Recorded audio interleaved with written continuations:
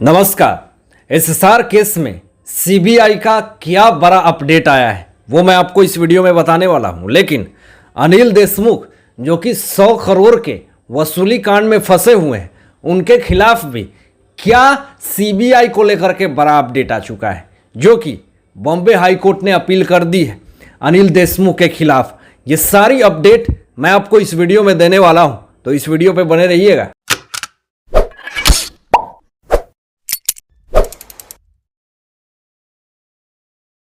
SSR के case में किस तरीके से नीपा पोती हो ये आप लोग जानते हैं, लेकिन नीपा पोती किस तरीके से किसने किया ये भी आप लोग जानते हैं कि महाराष्ट्र गवर्नमेंट, मुंबई पुलिस ने किस तरह से अपना अहम रोल अदा किया। लेकिन उसके बाद सीबीआई आती है और इन्वेस्टिगेशन चलती है।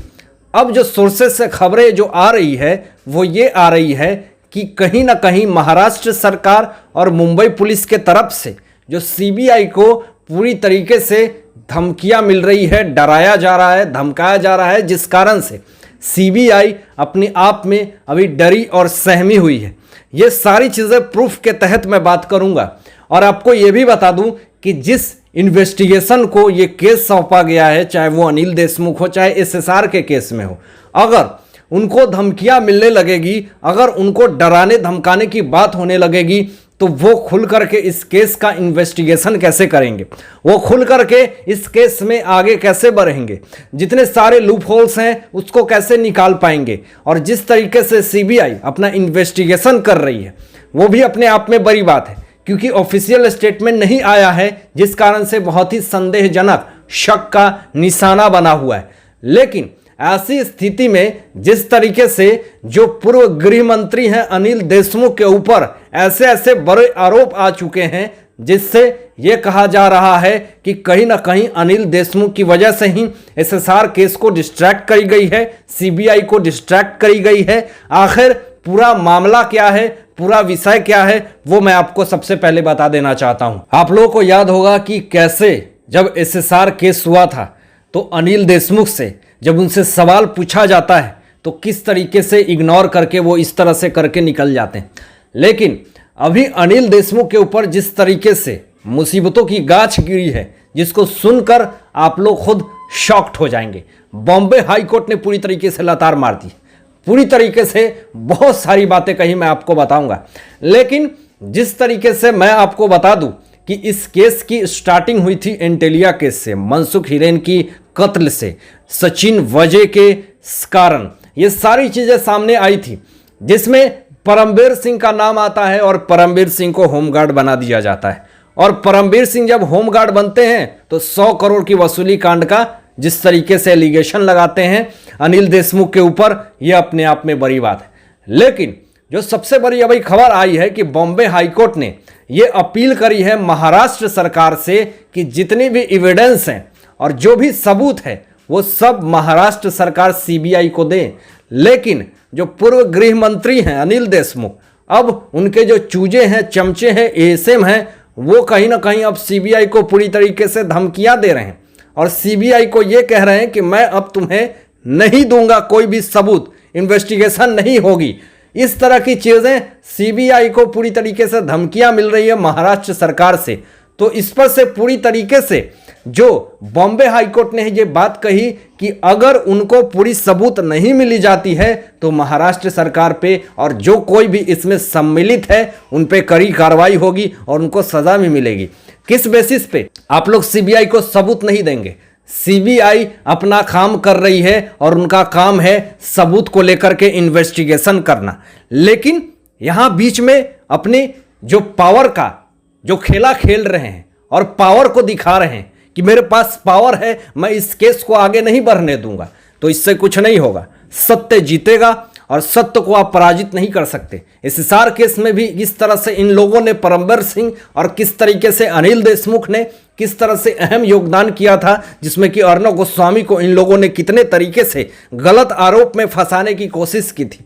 पुराने केस को बीच में ला करके कैसे सुबह के 6:30 बजे इनको किस तरीके से उठा लिया जाता है, सुबह सुबह घर से नहीं जाना चाह रहे थे, फिर भी इनको किस तरीके से धक्के मार के ये सचिन वाजे ले गया था, जो कि आज अपील कर रहा है जमानत पाने के लिए तलोजा जेल से कि मुझे जमानत दे दो, मुझे जमानत दे दो, लेकिन हर रोज बेल रिजेक्ट हो जा रहा है। कैसे नहीं रिजेक्ट होगा? क्योंकि आपने इस तरह के जो कांड किए हैं, एंटीलिया केस में जिस तरह से इनका पूरी तरह से मेन सस्पेक्ट में नाम आया, कैसे आपको जमानत मिल जाएगा? और इस तरीके से बचने की कोशिश, और सीबीआई को इतने बड़े कैसे गृह मंत्रियां धमकियां दे रहे हैं कि मैं कोई भी एविडेंस सबूत नहीं दूंगा। अब आपको यह भी बता दूं कि ईडी अनिल देशमुख क्यों हर घर में उनके ठिकाने पे रेड मार रही, यानी न जाने कितनी इनकी प्रॉपर्टी है, सब पे रेड मारी जा रही है। अथाह पैसे जिन्होंने इन्होंने लूटा, कितने सारे बार, कितने सारे ऐसे इलीगल तरीके से पैसे जिस तरीके से इन लोगों ने लूटे, अब ईडी भी पूरी तरीके से इसमें एक्टिव हो चुकी है। लेकिन अनिल देशमुख कितना अपने आप को बचाने के लिए सीबीआई को धमकी दिलवा रहे हैं।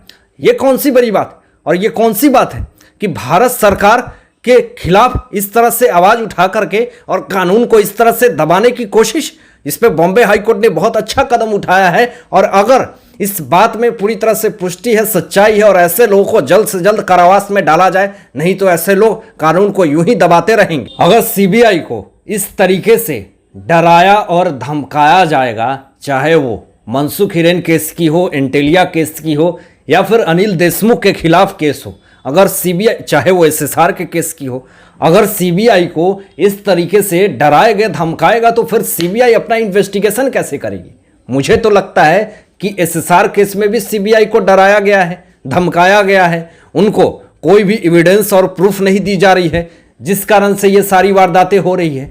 तो इस पर से तो पूरी तरीके से बीजेपी के नेता जो हैं वो तो राम कदम जी अपनी बात को रखते हैं, और जो पूर्व मुख्यमंत्री जो हैं वो नारायण राणे, उनके बेटे नीलेश राणे, बहुत तरह की बातें उन्होंने भी कही है कि इन सारे लोगों ने एसएसआर केस में पूरी तरह से नीपापोती करी। उन्होंने तो ये भी हाल में एक ट्वीट किया है, नीलेश राणे ने कहा है कि बहुत जल्द सीबीआई इन्वेस्टिगेशन करे और जोर शोर से करे और आदित्य ठाकरे से भी पूछताछ हो। इन सारे चीज़ों में जो नीलेश राणे ने बड़े बड़े खुलासे किए हैं सीबीआई को लेकर के, ये भी अपने आप में बड़ी बात है। लेकिन सवाल आज भी वही है, मुद्दा भी वही है कि सीबीआई को इन्वेस्टिगेशन करने से क्या महाराष्ट्र में रोका जा रहा है? क्या सीबीआई को इन्वेस्टिगेशन करने के लिए उनको कोई भी प्रूफ नहीं दिया जा रहा है? अगर प्रूफ दिया नहीं जाएगा तो अपने इन्वेस्टिगेशन को कैसे आगे बढ़ाएंगे? और इस केस में आप समझ जाइए कि जो ये वारदात हुई थी, मौके वारदात पे उन सारे जगहों पे उसको सील नहीं किया जाता है, उसको सील बिना किए हुए उसको टूरिस्ट प्लेस बना दिया जाता है।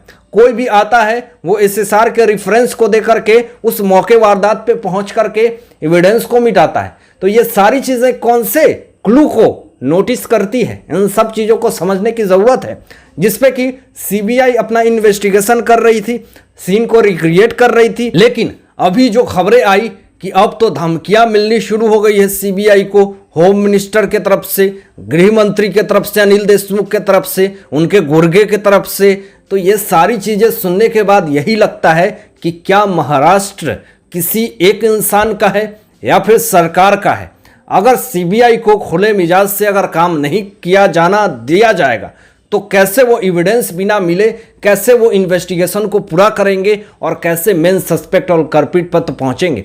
और आपको ये भी बता दूं कि अनिल देशमुख के ऊपर जितने बड़े बड़े आरोप लगे हुए हैं, और ऐसा ऐसा नेता अगर भारत देश में होने लगे तो इस भारत देश को खोखला करने में टाइम नहीं लगेगा। आपने देखा होगा कि एक दीमक कैसे खोखला कर देता है, और जब आप उस पर ऐसे मारेंगे तो वो पूरा चीज़ भूसी होकर के नीचे गिर जाएगा।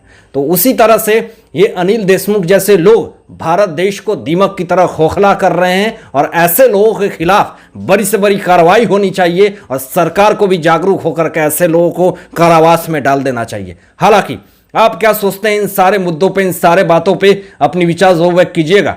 तो आज के लिए बस इतना ही।